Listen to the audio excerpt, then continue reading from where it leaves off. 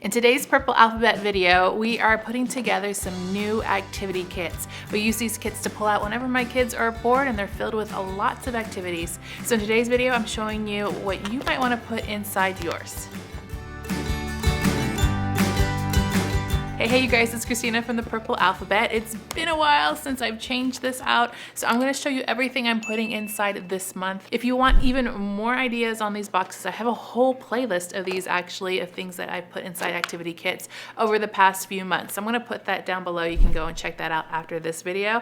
But for now, let's see what we're putting inside this month. So first things first, a recap of what worked or didn't work last time. So this is what was in my activity kits that I built last month. Was it last month? Yeah, these were for December, maybe a little earlier. So I do a little recap of what worked and didn't work. First of all, it's pretty obvious that these did not work. I put a whole bunch of craft items in here, and I was really ambitious thinking we were going to get them done. But we did about half, I think, maybe about half of them. So we never got around to painting these, sadly. They were just from the Dollar Tree, so I'm not too worried about it. What I'm going to do is pack these up in our Christmas boxes and have them work on them next year. And try to remind me, you guys, next year when I'm looking at all the Dollar Tree crafts, tell me not to buy it, okay? Because I already have some. I'll probably end up forgetting. We're going to pack these up, try them again next year. Also for the crafts too, we did do a whole bunch of the ornaments that were in here. I had a whole bunch of packages, so those did work, but this is one that we did not do, that we'll put away. Actually, what happened is one child was really into it and the other child was not into it, and then we didn't do these ornaments. I think that we're done with these actually, because my kids have done these every single year since they were really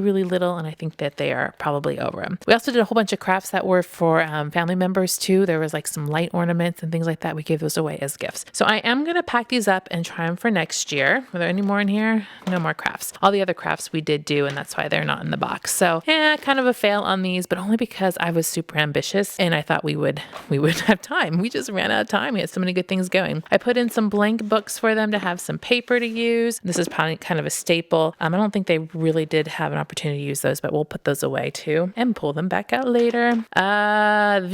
They did use this. This was a stamping build a snowman kit. This was from Target. It was super cute. They liked that. The boogie board they did use. In fact, this was the first thing they went to as soon as I put it out. I think they forgot that we had it. Basically, you write on it, do whatever, and then you can just erase it. And there's little pins and things that do different things all around it. So this was a hit. They did play with this. I'm going to put it away and they're going to forget about it again and probably bring it back out another time. That's just the way things go, right? I did put in some games that they can play on their own. IQ Digits is one that we had in our gift guide. And then this little dollar maze game. I think they might have played with this a couple of times. I don't really remember. December was totally a blur. But these are kind of fun go-to games for single player. If you're interested in knowing more about them, definitely watch the video again because I kind of went over it then. This I don't think we put in there. I think that they put these in here. These are little jars of sensory thinking putty from Crazy Aaron's, and I don't think I put them in there. I think they did. So they played with thinking putty and then they put it in there. This they did play with for sure. I know they did. This is the I Spy digging game from Briar Patch. This is also one of the first things that they reach for. So this I definitely know they used and liked and played with. Got an empty box here and we got to fill it up. There might have been some other things in here and they got misplaced or put away, or I don't know, who knows, right? But now we just need to fill up for this month. So I do like to put things that they can do by themselves individually as opposed to together. So they have like a solo project. This we've had forever, you guys, and I think it's been forgotten. It's Snap Circuits Junior. There's so many different ones of these. This one's recommended for ages 8 and up, but we used it with them in the preschool age, I'll be honest with you. But inside, it looks kind of old school the way it's set up, but they're so much fun, basically because you connect all the circuits in different ways to make different things happen, like lights light up over here, sounds, buzzards, little propellers fly off, and it's pretty cool to understanding beginning circuitry and how all of that works. And there's a guidebook in here. It has experiments. I mean, a lot of different things that you can do. And this becomes really important because it's a great science lesson, learning how things conduct. Got lights in here, lamp and fan, and it walks you through all the different configurations. Now, the reason why I'm bringing this out is because it's one of those things that just gotten forgotten, right? You have so many toys and it gets pushed to the back of the closet and you forget about it. This is one of those things that got pushed to the back of the closet. So I'm bringing it out because now they're at a different age. I don't don't think they've played with this for years because they simply forgot. And when we did play with it, they had to do it with a parent. Now they're old enough to do this on their own. And I think it'd be a really great thing to see if they get interested in it again. And it's kind of fun because when you do the projects, you get a result, right? Something happens at the end. So I'm going to put this in here. It fits in there. Oh my gosh, it does fit. I always love it when it fits. My goal is that everything needs to fit in here. And then if not, then we're not going to put it in. It's too much stuff, right? So we're going to put that in there. It's going to fall over if I'm not too careful. We'll just set it like that for now. All right, so we know that's going in there. Next up, multiplication, you guys. I feel like I have been putting multiplication things in here forever, like every single video, basically because I had my 4th grader go through it last year when she was in 3rd grade, and now I have a 3rd grader. So I'm going to put multiplication. If you have younger kids, I know some of these things I'm mentioning are for my age range of kids, which are 8 and 10, but if you have younger kids, you can scale down, right? So do it according to your child's age. This is for multiplication. If you're working on addition, find one for addition, subtraction, etc. So this is a book. I've showed it to you before in my multiplication video, and I have a whole video. It's so good about multiplication things.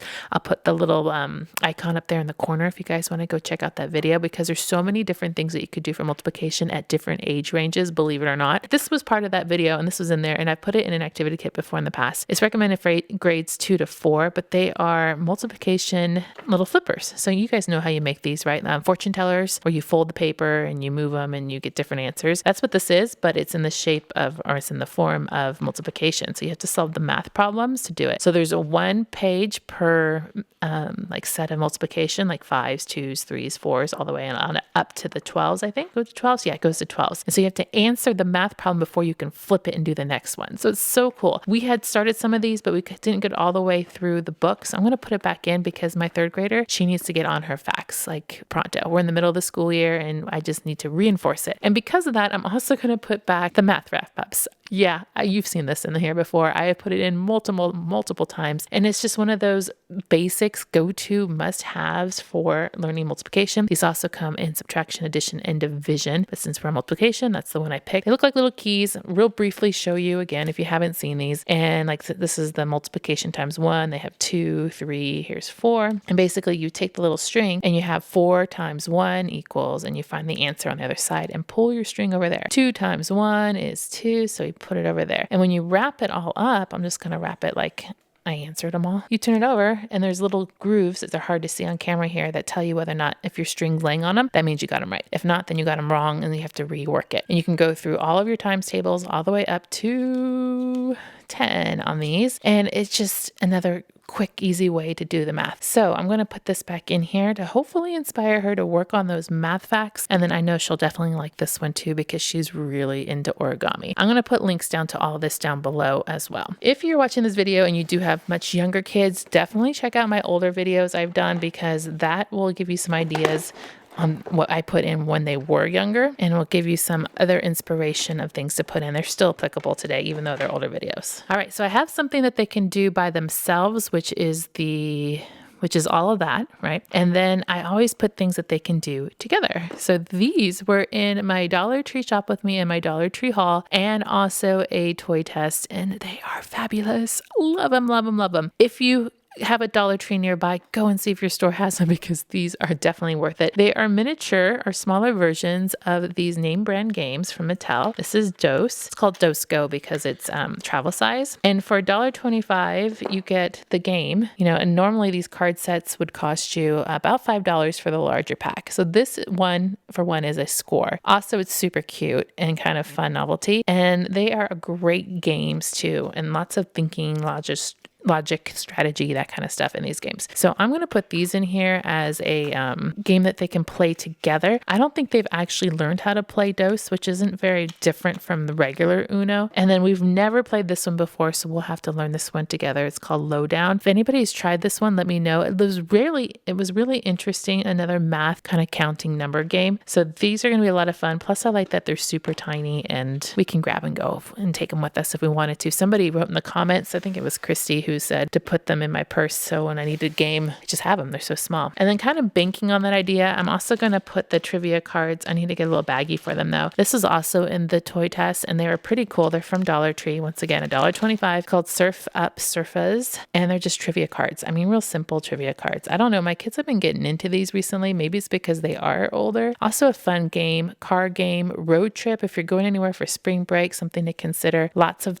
trivia on here. And they're also summer theme, beach theme. So if you need just kind of a nice mix up of things, this would be ideal. They recommend this one for 6 and up. I talked about it and showed it all in detail in the video, in my toy test video. And of course we have Valentine's coming up. So I didn't get crazy with all the crafts this time like I did for Christmas. This time we're keeping it nice and easy. So these came from Michael's and they were 40% off, which is what Michael's usually does at this time for their sales. So they were about like, I don't know, $2 or $3 each because they are $4.99 regular price. These are Valentine box kits that you can decorate boxes. Does not come with the box. I did buy those separately, but they're not going to fit in my little box here. And my kids picked these out at the store. So this is like a little heart and it has a face on it and a crown and some stickers and stuff. And they'll use other things to decorate too. I need to go and find some more things that I have in my supply box. And this one's a little puppy dog that's holding it with some hearts and stuff like that. So really easy. All you need is some glue and the box to complete it. They're recommending on this one ages 6 and up, but I think with a parent help, you know, even preschoolers can do this. There were a couple other different styles there. So this would be a fun thing that they need to do for their Valentine's mailbox anyway. So I'm going to put this in their kit. So next month, you guys probably won't even see it in here, or hopefully not, because they will have made them. All right, so we have individual things they can do on their own. We have their craft. We have things that they can play together. And then I usually put in a sensory find. Also from my dollar haul and toy test were these really fun fidgets from the dollar store. So this one is a sensory stretchy one. Actually, they're both sensory stretchy ones. This one's more like a caterpillar and it has these little fun little sensory things on it. This one's like a unicorn and then they both stretch.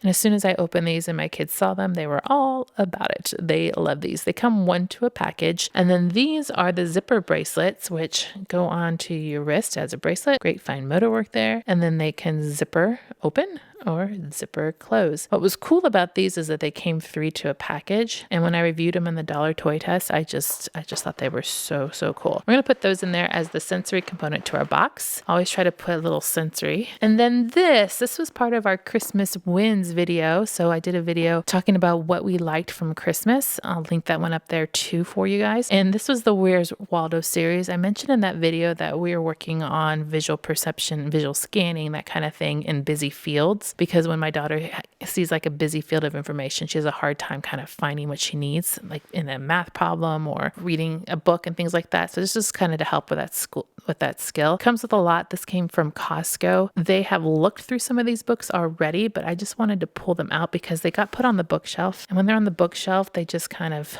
don't remember them. So these are really large size. Of course, it's a Where's Waldo book. So you guys are familiar with this, right? You have these beautiful artwork pictures that are really funny, story driven, theme driven. And then you have to find Waldo in this really busy thing. And so it's really fun to look at these pictures. I show them how to use it and they just were tickled by it, just as I was when I was younger, a lot of years ago. Was that 20 years ago?